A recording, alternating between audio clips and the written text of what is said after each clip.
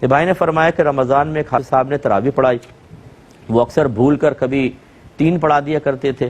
اور پھر سلام پھیر کے کہتے دوبارہ پڑھو اس نماز کو، کبھی 4 پڑھا دیں، تو ہماری نمازیں ہوئی کہ نہیں ہوئیں؟ دیکھیں، سب سے پہلے تو میں کمیٹیوں سے گزارش کرتا ہوں، جو مسجد کی کمیٹی ہوتی ہے،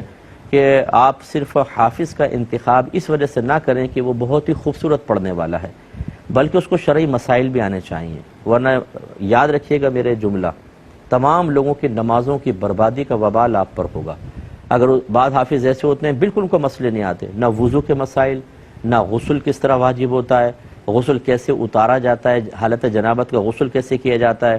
نہ ان کو نجاستوں کی پہچان پتہ ہے، نہ ان کو کپڑے پاک کرنا آتے ہیں، جس گھر سے ان کا تعلق ہوتا ہے ان کے گھر کی خواتین سے معلوم کر لیں کہ آپ کو کپڑے پاک کرنا آتے ہیں، نو، سارے پاک ناپاک اٹھا کے واشنگ مشین میں ڈال کر، وہ آٹومیٹک بھی نہیں ہوتی، گھمایا اور صاحب دھو کے دے دیا، ناپاک کپڑے پہن کر آ کے نماز پڑھ رہے ہیں، تو کیسے ہوگا؟ اسی طرح بہت سے حافظ میں تو کیونکہ زندگی گزر گئی اسی فیلڈ کے اندر، انہیں نہ نماز کی شرائط پتہ ہے، نہ واجبات پتہ ہیں۔ آپ نے جو بات بیان کی یہ بھی ظاہر کرتا ہے کہ ان کو مسئلے معلوم نہیں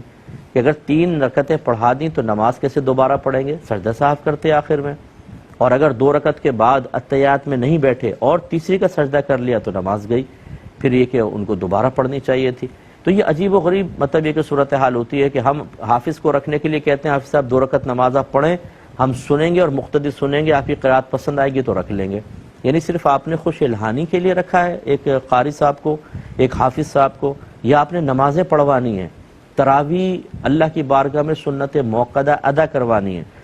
تو اگر آپ نے صرف خوش الہانی دیکھنی ہے باقی سے نظر انداز کریں تو شریعت اس کو قبول نہیں کرتی ہے۔ اس لیے خوش الہان نہ بھی ہو، مسائل جانتا ہو، سب سے پہلی چیز، اس کے بعد خوش الہانی بھی ہو تو بہت اچھی بات ہے۔ تو بہرحال اب آپ کے حافظ صاحب نے جو کچھ کیا، آپ میرا مشورہ یہ ہوگا کہ آپ یاد کریں، لوگوں سے مشورہ کریں، اس کو لکھیں اور اپنے قریبی اہل سنت کے کسی دارالعلوم سے اس پہ فتویٰ لیں، ریٹن فتویٰ، اور وہ کمیٹی تک پہنچائیں دائرہ ادب میں رہ کر کہ یہ معاملات ہوئے ہیں، نیکسٹ ٹائم ذرا احتیاط کریں، اس قسم کے جو لا علم اور علم دین سے خالی حافظ صاحب ہیں ان کو نہ کھڑا کریں، ورنہ ہماری نمازیں برباد ہوتی ہیں اور وبال آپ پر بھی ہوگا۔ ایک